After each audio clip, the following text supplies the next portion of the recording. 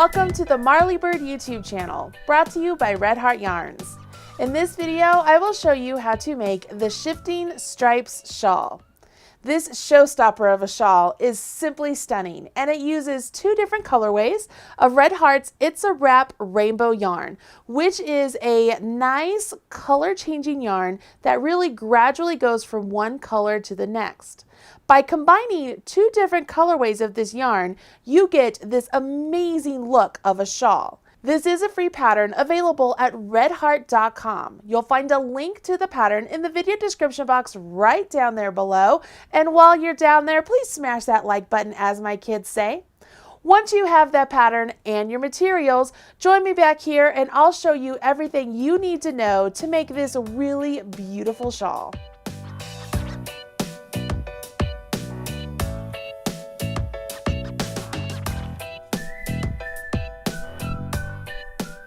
Combining two different colorways of a long color changing yarn is nothing new, but in my opinion, it should be used way more for designing. As you look down here, you can see the Red Heart It's a Wrap rainbow yarn I showed you at the start, and these are two different colorways. But here at the center, this center colorway really resembles sort of what's going on out here. But when we combine these two, we get a really neat effect. Now, this is the colorway Foggy, and this is the colorway Couture, which is completely different than what was used in the sample, but you could see that by combining these two, you could also get a really cool look. And then as we create the shawl, we will work short rows to create long or bigger stripes on one side and short and narrow stripes on the opposite side. By changing colors when the pattern indicates, we get the really cool color transition of one to the next simply by using two different colorways. And you get this really cool, fantastic look. I'm telling you, I went to an event recently where this shawl was on display and everybody stopped to look at it. It is really amazing. For this demonstration, I'm going to use some thicker yarn than the It's a Wrap rainbow, so that way you can better see how the stitches are made. But when you make the actual shawl, you will want to use It's a Wrap rainbow and size 3 knitting needles, okay? You'll also want to make sure those knitting needles are circular knitting needles to accommodate the number of stitches you will be using. For today's video, I will be using Red Heart's Colorscape yarn, which is a color changing yarn as well, and I will combine two different colorways to show you how this works up, and I'm going to be using some bigger needles. Again, it's just so that you can better see here on the video. Hopefully you guys can understand that and step out of the pattern zone just to learn how these pattern stitches are worked up. So go ahead, grab your yarn, and let's jump in. And I'm going to start off with this particular colorway of Red Heart Colorscapes. Now I will start off with a slip knot, and I will place that slip knot directly onto my knitting needles. For the instructions, you need to cast on 3 stitches, and you could choose any cast on you wish. I'm going to use a long tail cast on for this demonstration. So I have 1 stitch on my needle, and that means I need 2 more stitches. I have 3 stitches completed and cast on. So let's go ahead and jump into the instructions. I am using my color A, and I will go ahead and turn my work, which means I'm looking at the wrong side of my work as the pattern indicates. And I start off with a knit 1. So I will knit 1 stitch, then I will yarn over. My yarn is in back, bring it between my needles to the front, and then back over top of my right hand needle. Now I need to place a marker. So I'm going to grab one of the markers that I showed you guys how to make in another video here. Place that directly onto my knitting needle. Now I will work a knit front and back. So I will go into the next stitch, yarn over my needle, come out the stitch, extend, swivel around, go into the back leg of that same stitch, yarn over my needle, come out that stitch, and off. That's called a knit front and back. Now I will go ahead and I'm going to turn my work without working that last stitch, okay? So I'm leaving this last stitch right there, okay? Seems awkward, I know. You can do this. I'm going to hold the yarn in my other hand this time because I'm more comfortable with it over there and I want to be able to show others how to work the stitches over here. So I'm on the right side of my fabric now and I will knit 2 stitches. So I knit 1 and I knit 2. That brings me to my marker. So I slip my marker. I will knit 1 and I will yarn over. So I bring my yarn between my needles, over top of my right hand needle, and back to the back, and I knit 1. So I have a total of 6 stitches on my needle. Now I turn my work. When I turn my work, I always move my markers to the side that's facing me. It just makes it easier so I don't accidentally knit them into my fabric. Once I turn my work, I'm on row 3. So I begin with a knit 1, yarn over, knit 2, slip my marker, knit front and back. So now we're going to knit front and back. So I go into the stitch, yarn over, pop out the stitch, extend it, swivel around, go into the back leg of that same stitch, yarn over, pull that yarn over through. So now I've created 2 stitches where there was 1 and have that jump off. So that is a knit front and back. Now I turn my work. I'm leaving these 2 stitches unworked. So I turn my work. Seems awkward, I know, but you can do it. So you turn your work. We're now on row 4, and so row 4 is a right side. And because I like to know what's right side and wrong side, I'm going to grab another stitch marker. This one has a lobster claw on it, and I'm just going to place it on this side of my fabric so I know this is my right side, okay? So I'm just going to let that hang there. So I'm on row 4, which means I knit 2. So I knit 1 and I knit 2, slip my marker, knit 3, 1, 2, 3, yarn over, and knit 1.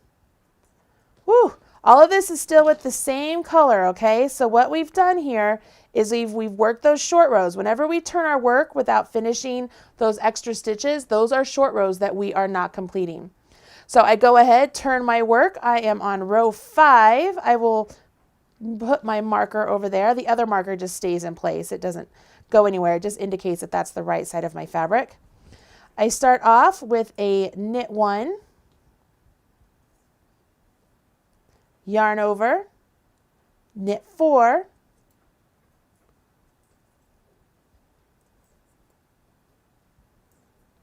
slip my marker, knit front and back. So go into the stitch, yarn over, pull through, extend that stitch on my right hand needle, swivel around, go into the back leg of that same stitch, yarn over, pull through. So I have 2 stitches where there was 1 and let that jump off. Now I will knit 2 stitches, 1, 2, yarn over and knit 1. Look at that, no short rows that row. So I have a total of 12 stitches all completed right there onto my fabric. It might not look like much yet, but as we get going, it's going to look like a little bit more. And this is where we change colors. I'll go ahead and turn my work and I will drop color A. I don't want to cut it. I just want to let it hang out there and do its thing, okay? But now I want to work with my color B. So I'm going to grab my second color here. It's a little bit lighter. Hopefully you guys can see it. And I will do the setup stripe B. So we are on row 1 for setup stripe B. Okay, so I'm leaving A down there. I haven't cut it. I'm just letting it hang out. So row 1, I'm on the right side. I can see my dangly bit there, so no worries. And I start off with a knit 1. I knit with my new color, okay? And then I yarn over and knit 5. 1, 2, 3, 4, and 5.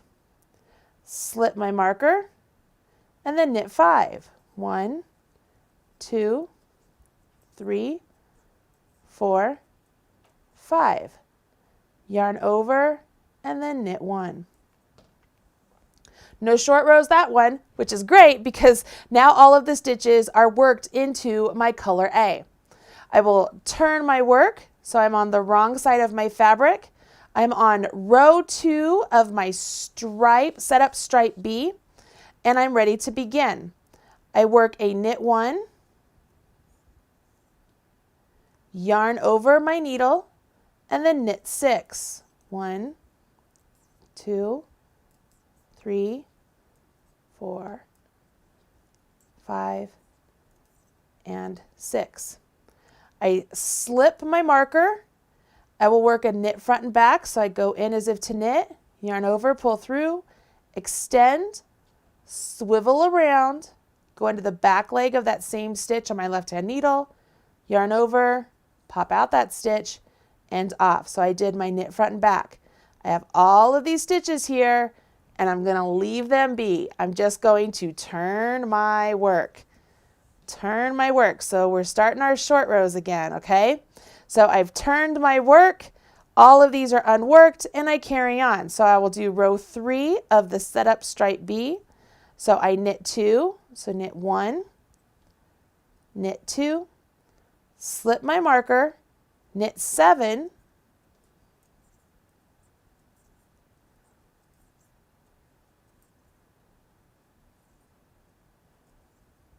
yarn over my needle, and then knit 1. Not too bad so far, right? Let's go ahead and turn our work and begin row 4 of the setup stripe B. Row 4 has us begin with a knit 1, yarn over, knit 8. 1, 2,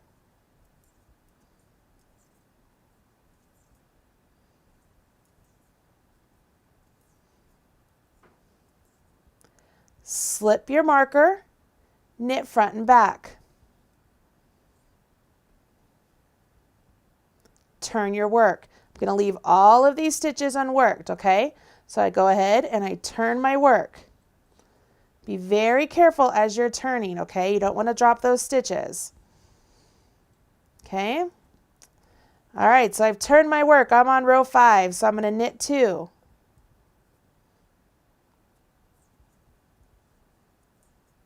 Slip my marker, knit 9.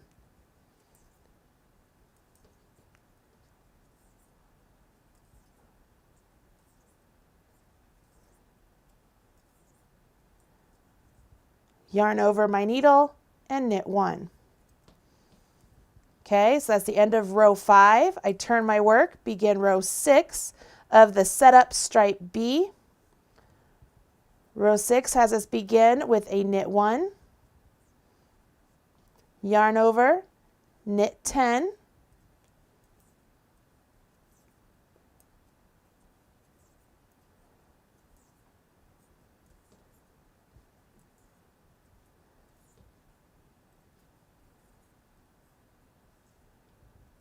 slip our marker, knit front and back, knit 7,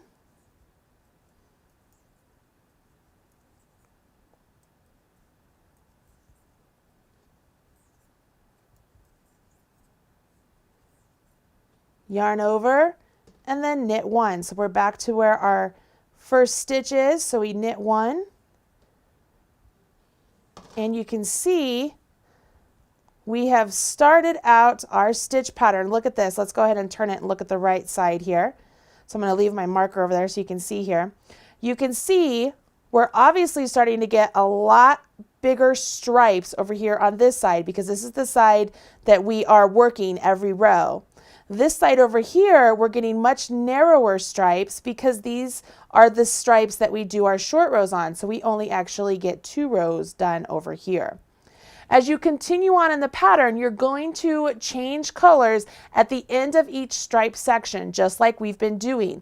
And you will be maintaining all of the short rows that we've been doing along too. Luckily, the wonderful designer has written out each row for us, so you don't have to remember what we just did. You can carry on in the pattern, just following along what she has told us to do. There's nothing new in the pattern from this point forward that I haven't already shown you. You would continue on in the stripes for as many times times as the pattern indicates, and you would finish with 1 full row of A. When you finish with that, you'd bind off your stitches and your shawl would be complete. I think the most difficult part of this entire shawl is the short rows, because it's something that is really contrary to what we've been doing, right? You don't leave any stitch left behind. But when you're working short rows, that's literally what you're doing. You're working a partial row, turning your work and working back on the stitches you've already created, leaving all of those unworked stitches alone until it's time to get to them.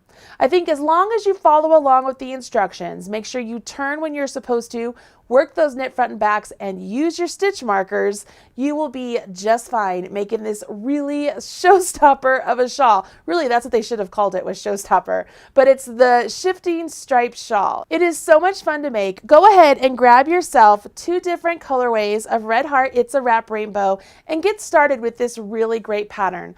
Once again, it uses size 3 knitting needles, and I suggest using circular needles to accommodate the number of stitches you will have towards the end of this shawl. But if you make this shawl, make sure you tag us on social media. I am #MarleyBird, or you could just do #RedHeartYarns. Hope you've enjoyed this video and you learned something new, and you'll run out, grab yourself 2 complementary but contrasting colorways of the same yarn and get started on this Shifting Stripes Shawl. I'm Marley Bird, proud national spokesperson for Red Heart Yarns. Bye. Hey, thanks for joining me today on the channel. If you want more videos just like that one, check out some of these other videos that I've already handpicked for you. And don't forget to hit subscribe so that way you're up to date whenever I release a new video. And don't forget, smash that like button, as my kids say. Bye guys.